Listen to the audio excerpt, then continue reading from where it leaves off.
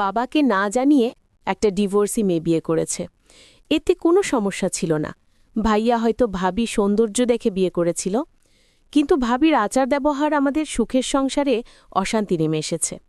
আমার বয়স খুব কম হলেও আমি ভাবির সকল কর্মকাণ্ড বুঝতে পারি, কিন্তু ভাবির এরকম বাবা মায়ের ওপর অত্যাচার আমার কিছুতেই সহ্য হতো না।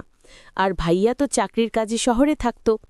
একদিন ভাবিকে হোটেলে নিয়ে গেলাম, আর হোটেলে নিয়ে যা করেছিলাম তা শুনলে তোমাদের মাথা গরম হয়ে যাবে। তাহলে মূল ঘটনাটি বলি। এইমাত্র আমি ৫০০ টাকার ৩টা নোট ড্রেসিং টেবিলের ওপর রেখে কিচেনে গেলাম। এখন দেখি টাকাটা নেই। সোহান, টাকাটা কি তুমি নিয়েছ? ভাবির এই কথা শুনে আমার মাথা জ্বলে উঠল। শেষ পর্যন্ত চোর বানিয়ে দিল আমাকে। ছি! অবশ্য বেকারদেরকে মানুষের অনেক কথা শুনেই বেমালুম হজম করতে হয়। কথায় কথায় মাথা জ্বলে উঠলে চলে না।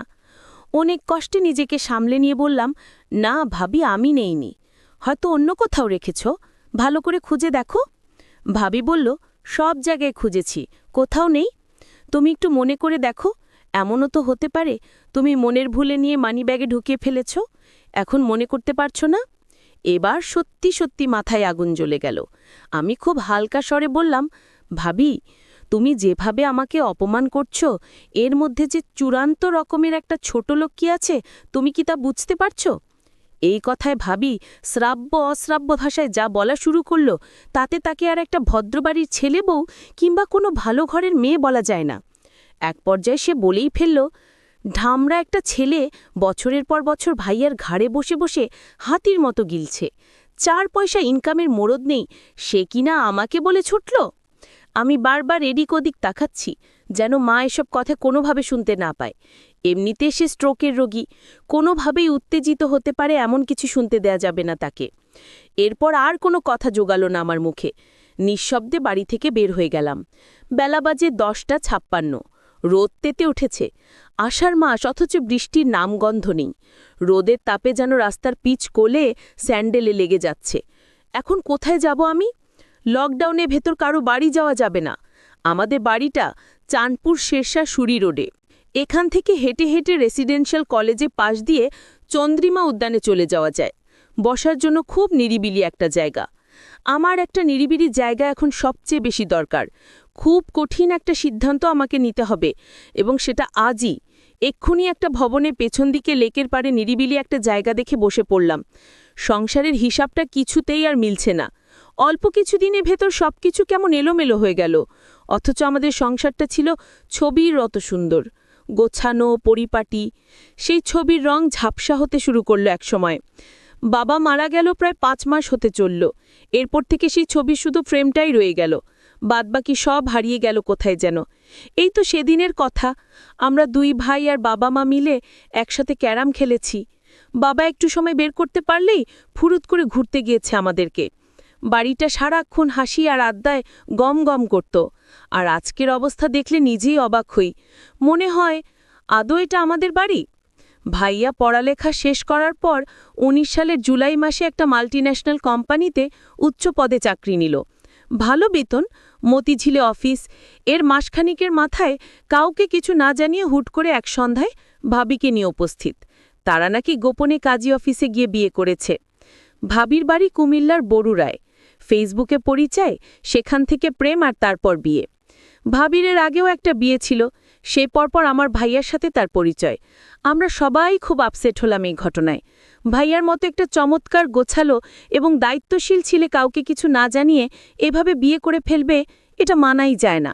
আর তাছাড়া আমাদের বাড়িতে যদি অমত করার মতো কেউ থাকতো, তাহলে ভিন্ন কথা ছিল। আমরা 2 ভাই মোটামুটি বড় হলে বাবা মা আমাদেরকে খুব পরিষ্কারভাবে বুঝিয়ে বলেছে যে জীবনে চলার পথে কাউকে ভালো লাগতেই পারে, এটা খুবই স্বাভাবিক। এমন কিছু হলে অবশ্যই যেন সবার আগে বাড়িতে শেয়ার করি। আজ পর্যন্ত আমাদের 2 ভাইয়ের কোনো যৌক্তিক কাজে বাবা মা বাধা দেয়নি, বরং সবসময় উৎসাহ দিয়ে এসেছে। সেখানে ভাইয়ার কাছ থেকে এটা কেউই আশা করেনি। এই ব্যাপারটা নিয়ে বাবাই সবচেয়ে বেশি আপসেট হয়ে পড়ল। মা তাকে বুঝাতে চেষ্টা করল যে রাব্বি যদি মেয়েটাকে নিয়ে সুখী হতে পারে, তাহলে আমাদের আর আপত্তি করে লাভ কি? যা হওয়ার তা তো হয়েই গেছে। আর তাছাড়া 2 জনের সম্মতিতেই বিয়েটা হয়েছে, 2 জনই ম্যাচিওর্ড।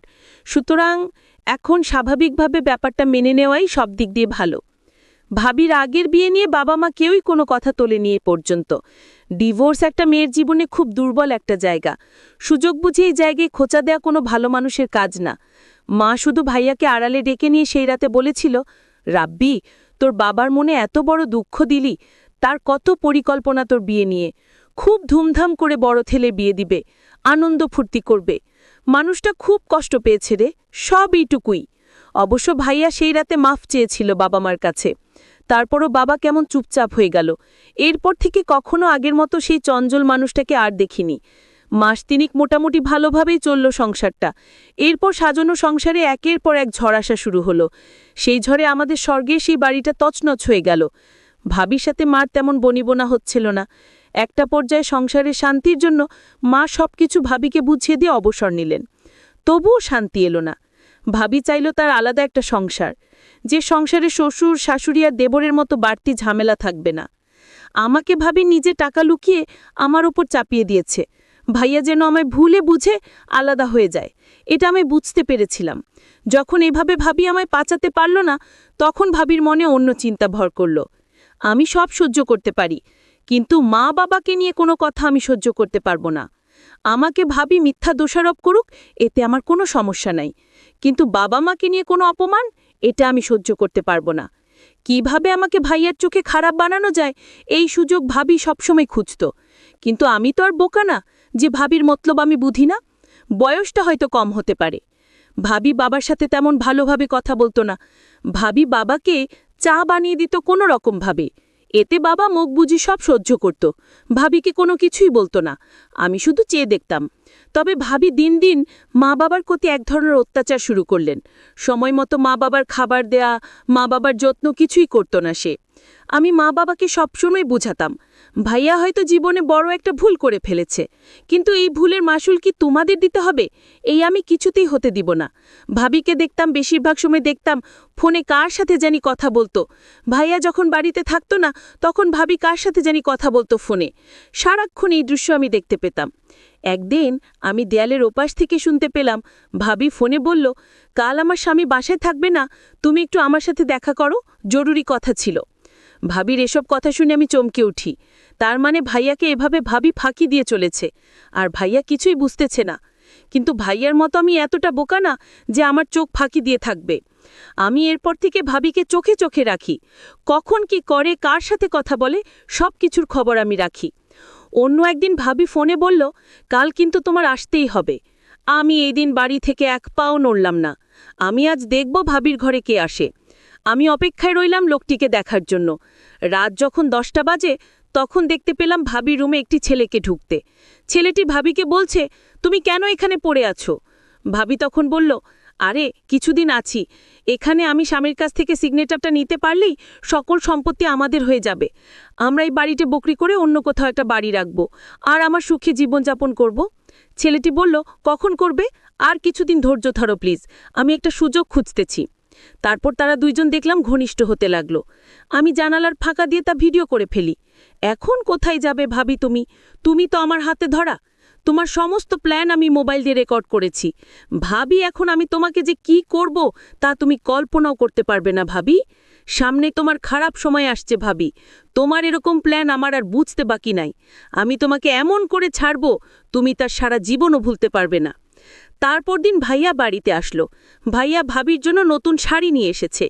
ভাবি তখন খুশি হয়ে বলল, তুমি হাত মুখ ধুয়ে আসো, আমি তোমার জন্য খাবার রেডি করছি। তারপর ভাইয়া খেতে বসলো। ভাবি তখন ভাইয়াকে জিজ্ঞেস করল, আচ্ছা, আমার যে বিয়ে করেছিলাম তার জন্য কাজী বলেছে একটা তোমার সুইয়ের বাকি ছিল, আর সেই সুইটা তোমার করতে হবে। ভাইয়া বলল, আমি এই সপ্তাহ কাজের চাপে আছি, আমি এক সপ্তাহ অফিসে কাজে চট্টগ্রাম যেতে হবে, তারপর দেখি আমি সুইটা দিয়ে দিব, আমি এখন খুব বিজি। ভাবি বলল, আচ্ছা ঠিক আছে, তাহলে এই সপ্তাহ বাড়িতে এসে মনে করে সুইটা দিয়ে দিতে হবে। ভাইয়া পরদিন সকালে চলে গেল। আমি ভাবি রুমে গেলাম। ভাবিকে জিজ্ঞেস করলাম, ভাবি তোমার দিনকাল কেমন কাটছে? ভাবি বলল, ভালোই তো, কিন্তু তুমি একটা চোর তা তুমি ভুলে যেও না। আমি বলেছিলাম, ভাবি তুমি কেন আমায় মিথ্যা অপমান করছো? আমাকে তোমার সহ্য হয় না সেটা তুমি মুখে বলে দিতে পারো, তাহলে কেন শুধু শুধু আমাকে মিথ্যা অপবাদ দিচ্ছ ভাবি? ভাবি তখন রাগান্বিত হয়ে বলল, তুমি এখন আমার রুম থেকে যাও, আমি বললাম, ভাবি, তুমি যে আমায় চোর বলেছ মনে রেখো, ভাবি কে আসল চোর তা তুমি খুব শীঘ্রই জানতে পারবে। ভাবি আমার কথা শুনে কিছুটা অবাক হয়ে গেল। তুমি আমাকে ভয় দেখাও নাকি? আমি বললাম, ভাবি, ভয় না, যা সত্যি তাই বললাম। ভাবি, তুমি সময় মতো সব টের পাবে। ভাবি মনে মনে চিন্তা করতে লাগলো, আমার দেবর কি আমার সব প্ল্যানের কথা কি জেনে গেছে নাকি?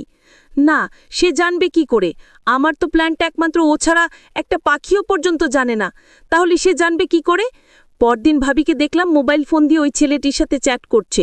আমি ভাবির মেসেঞ্জারে ভাবির প্ল্যান করা ভিডিওটা ভাবির মেসেঞ্জারে পাঠালাম। ভাবি ভিডিওটা দেখে চমকে উঠল। আরে, এ তো দেখি আমার সমস্ত প্ল্যান করা ভিডিও। এই ভিডিও দেবর কিভাবে পেল? আর সে কোথায় এই ভিডিও পেল?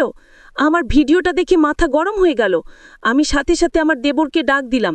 দেখলাম দেবর তার ঘরে শুয়ে মোবাইলে চ্যাট করছে।